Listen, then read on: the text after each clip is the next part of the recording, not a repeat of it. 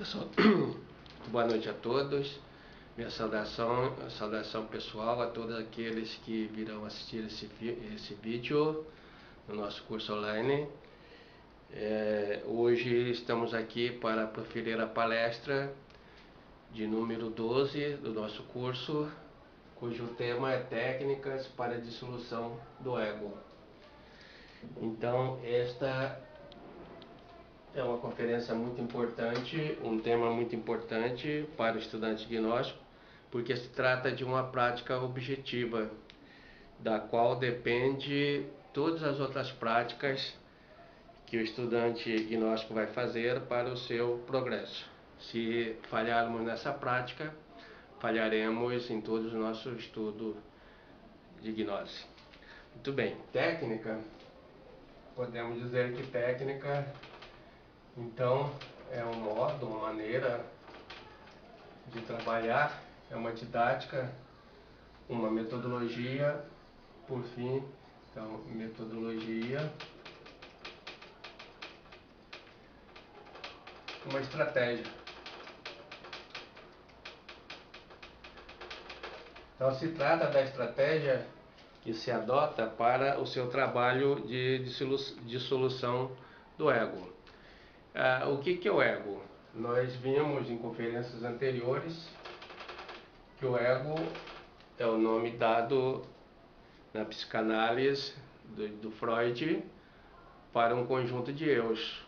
Então ele dizia que o ego é o subconsciente e é constituído de elementos, os eus, e esses eus ele dizia que tem uma pulsão, ou seja, tem uma força para nos levar ao erro, nos levar ao equívoco, levar a cometer pecados, vamos assim dizer, são os nossos defeitos. Muito bem. Então, vamos colocar aqui conjunto de eus. Então é importante frisar que nós não temos egos. Nós temos eus. Nós temos um ego que é o conjunto de todos os eus. Então, para fazermos essa prática, é necessário que nós, didaticamente, estejamos seguindo esse esquema.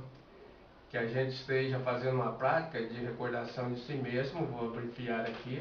Se eu estou recordando de mim mesmo, se eu estou lembrando de mim mesmo, eu tenho condição de estar fazendo a prática seguinte, que chama-se auto-observação. Então, se eu estou recordando de mim mesmo, se eu estou me auto-observando, então eu posso ver com nitidez os eus atuando em mim mesmo, para que eu possa então aplicar a morte mística. Então a morte. E essa morte mística, depois dela aplica-se a meditação. Então a meditação para se chegar a fabricar o que a gente chama de consciência. Então consciência ou alma. A palavra consciência é sinônima de alma. E o que é consciência? É um instrumento de percepção, de registro e compreensão de todos os fenômenos, de todas as coisas que acontecem no nosso mundo exterior e também no nosso universo interior. Então, só é possível registrar esses fenômenos, compreendê-los, né? Mediante esta ferramenta que se chama consciência. E com a subconsciência não é possível, né? Muito bem. Então, esse é o esquema do nosso trabalho. Por isso que é chamado de uma prática objetiva, porque através dela é possível fabricar consciência. É possível fabricar a nossa alma. Então, através dessa prática é que vamos provocar a expansão de nossa consciência. Não tem outro caminho. Muito bem.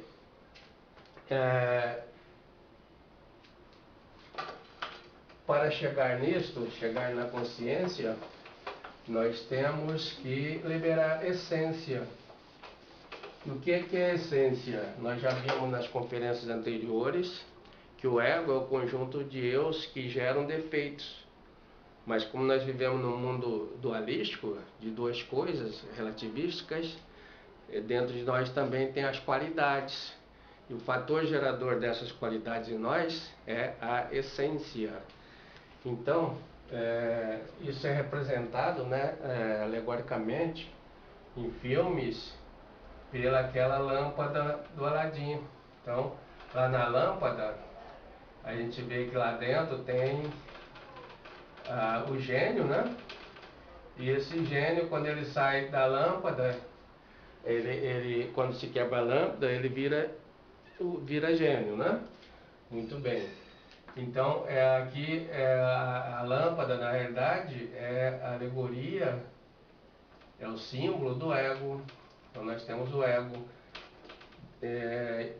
Percentualmente, matematicamente falando, nós temos 97% de ego, que na realidade não é 97% de ego, mas sim 97% de essência presa, condicionada. E que são essas aqui, ó, essa essência, vamos simbolizar que ela está condicionada.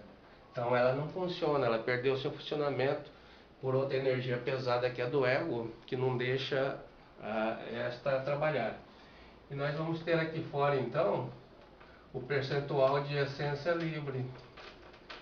Para 100% dos nossos elementos psicológicos, nós temos 97% preso, nós vamos ter 97% de essência livre. Então essa essência que está livre em nós, que é responsável por todas as nossas qualidades. Então vamos ver aqui, representando isso por essência, vamos colocar aqui, nós temos a essência, então já vimos a essência livre, é aquela que está ali na quantidade de 3%. Nós temos a essência condicionada, que é essa presa, né? Condicionada. Então vamos colocar aqui condicionada, na quantidade de 97%. E nós temos a essência a ser liberada. Ser liberada vai ser a partir, então, daquela que está presa. A essência a ser liberada é desses 97%. Como é que se libera essa essência? Por meio da morte dos nossos defeitos. Então, cada vez que matamos um defeito, aqui, matamos o defeito, então vai liberar uma essência que ela vai somar aqui. Vamos pegar aqui, por exemplo, um defeito que todos nós temos, do ódio, naquela versão que nós temos por outra pessoa, ou por outra coisa. Então, se uma pessoa, por exemplo, vem e pisa no nosso pé, mesmo que seja aleatória a vontade dela, já dá aquele sentimento de reversão, né? De aversão dentro da gente, uma coisa ruim, ficamos desassossegados, ficamos irados, né? Então vamos supor que estejamos auto-observando e detectamos que isso é um defeito. Então pedimos à Mãe Divina para que elimine de dentro de nós este defeito. A petição é feita assim, com voz militar, imperativa, para uma partícula do nosso próprio ser, que está dentro de nós, que é a partícula da nossa Mãe Divina. Então a gente pede assim: Mãe, elimine de mim este defeito, este eu, transforme-o em poeira cósmica. E a mãe vai fazer então o trabalho dela. Esse é um tipo de morte chamado morte em marcha, que a gente vai estar vendo daqui a pouco. Bom, é assim que faz. Então, aquele defeito que estava aqui, na forma de ira, vai transformar no seu oposto, nesse mundo dual. O oposto de ódio seria o amor. Então essa essência vai somar aqui. Então nós temos agora 3%, né? Aqui seria os 3%. Vamos ter 3% e mais um pouquinho. Então transformamos o ódio, a ira, em amor. Aquele desassossego que nós tínhamos, passamos a ter serenidade. Aquela incompreensão pela atitude do nosso semelhante, passamos a ter compreensão, compaixão, ser tolerantes. Então nós vamos transformando os nossos defeitos em qualidades. Isso que os alquimistas chamavam de transformação do metal pesado em ouro. O metal pesado representa os defeitos e o ouro representa a consciência. Muito bem. Então, aí está a maneira de liberar a essência. Então, vamos supor que vai liberando, vai aumentando. Quando tiver aqui um percentual grande de essência, né, a pessoa passa a ter uma maior consciência. Mas essa essência liberada, vamos colocar aqui, a essência, ela não é consciência, como muitos supõem. A essência é o material de fabricação da consciência. Essa essência, ela é uma essência liberada, ou mesmo a essência livre também não é consciência. Ela precisa ser ativada. E depois de ativada, é que ela vai transformar em consciência. Tá? Consciência. E como é que se ativa isto? Ativação é através da meditação. Então, a meditação é a maneira que nós temos, a prática que temos para ativar a essência e transformar em consciência. Então, veja bem, a essência vai ser consciência depois de ativada. Então, fazemos a morte, liberamos a essência, fazemos a meditação, qualificamos esta essência que passa a ser consciência, vamos nos tornando consciente. Então esse é o esquema de trabalho. Agora tem um outro esquema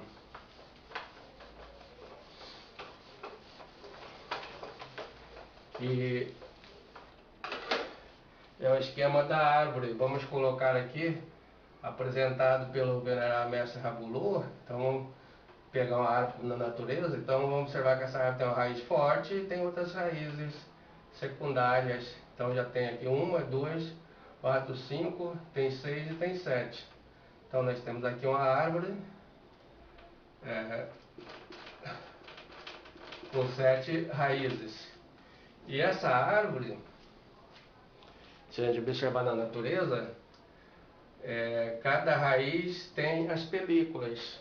Então tem películas aqui pequenininhas na árvore biológica, né? Na natureza. Importante analisar isso, que essas películas são as que alimentam a árvore. Essas películas pequeninicas, né? Elas absorvem do chão a seiva, né? Absorvem os sais minerais e a água, né? Transforma em seiva bruta, que vai lá dentro do vegetal transformar em seiva elaborada e alimentar a árvore. Então o nosso ego também é assim, simbolizando essa árvore como sendo o ego. Nós temos aqui a legião profunda, né? A raiz profunda que comanda todo o nosso ego. São 7 pecados capitais, são 7 legiões. Então essa aqui seria a luxúria, tá? Então a luxúria. As outras seriam então o orgulho, né? Seria então a preguiça, a gula, né? Seria a cobiça, né? A avareza, né? E assim por diante. E se tratando de ego também, você vê que as raízes profundas, elas sustentam a árvore, as raízes secundárias, mas o eu é alimentado pelos detalhes. Então, eliminar esses eus, vamos falar das técnicas, que vem a seguinte, né? Então, se a gente atacar o eu na sua profundidade, na sua raiz grande, né, nos seus defeitos grandes, é um tipo de morte, uma técnica, né? Se atacarmos nos seus detalhezinhos, é outra técnica. Então, essa técnica de aplicar a morte nos detalhezinhos é chamada técnica de morte em marcha. Então, nós temos tipos, as técnicas, né? Vamos colocar aqui. Então, nós vamos ter a morte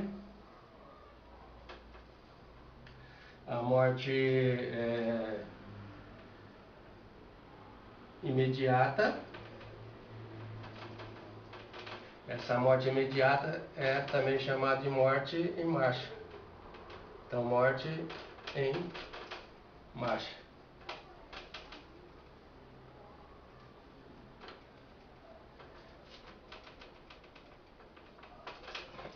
E nós temos uma morte imediata. Então vamos colocar aqui morte imediata. Essa morte imediata, ou seja, um pouco além da agora, depois, né? Imediata é a morte reflexiva. Então vamos colocar aqui morte reflexiva. E tem um outro tipo de morte que não é do mestre Samael nem do mestre Rabulô, mas que o pessoal fala por aí e alguns aplicam, né, que é a morte chamada morte em perspectiva. Então essa morte em perspectiva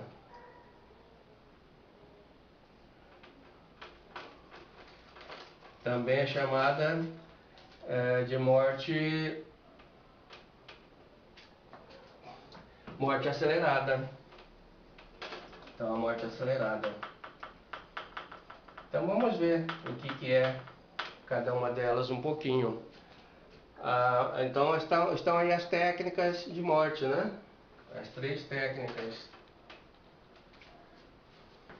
Então a morte imediata, a morte em marcha, por que leva esse nome? Porque ela é feita em relação com aquilo que a pessoa esteja fazendo.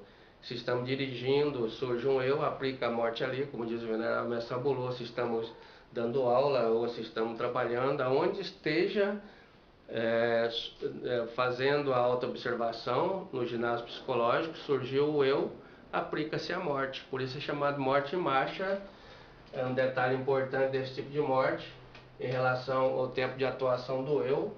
Ela é aplicada no momento, né, que o eu está atuando. Então no tempo real. Tempo real. Então, o que significa? Que o eu já adentrou ao seu palco, que é a nossa mente, está desempenhando o seu papel, mas pela autoobservação nós detectamos e vamos aplicar a morte. Então detém a sua marcha. A partir daí a Mãe Divina passa a fazer o seu trabalho e é detida, né, a sequência, a marcha desse eu. Então ele para de atuar nesse instante, né? E com isto está se eliminando o detalhezinho que vem na forma de pensamento, vem na forma de sentimento, na forma de ação, eliminando as peliculazinhas. Na árvore biológica, se a gente eliminar essas raizinhas, vai faltar alimento para a árvore. Consequência, ela vai morrer. E também é um tipo, uma técnica que deu certo para o venerável mestre Rabulô, ele fazia assim, né? Se aplicarmos a morte no detalhezinho, ele vai deixar de ser alimento para as raízes, né, mais profundas, que são as 6, né, a raiz, as legiões, e essas 6 legiões, estando enfraquecidas, elas deixam de levar a morte para a raiz que comanda todos os pecados, a raiz profunda, que é a luxúria. Então a luxúria é a última a morrer, mas vai enfraquecendo e morre também. Então esta é a técnica de morte em marcha, que o venerável mestre Rabulô apresentou na estudantada do gnóstico, e apresentou também como se fosse uma guerra, né? Numa guerra, nós aí vemos na televisão, fica o general com a bandeira lá, bem protegida, tem a coluna dos soldados, a coluna dos cabos, dos sargentos, dos tenentes, dos capitães e assim por diante. Então, para chegar no general, tem que eliminar os soldados, né? Eliminar todas as hierarquias, até que chegue hierarquias militares, até que chegue o general para tomar a bandeira e ganhar a guerra. Então, é um tipo de morte de detalhe em detalhes, né? De morte em marcha dos detalhes, estrategicamente perfeito. O outro tipo de morte, então, é a morte imediata ou reflexiva, recebe esse nome porque vai se refletir sobre a atuação do eu, e o tempo de atuação do eu não é o tempo real, o eu já atuou. Então está no pretérito, né? Vai ficar no passado. O eu já teria atuado. Muito bem. Então eu já tendo atuado, logicamente ele já fez o seu trabalho, já nos consumiu energia, ele robusteceu, engordou, né? Mas não se faz a morte ali no momento, né? Onde está trabalhando, onde está atuando.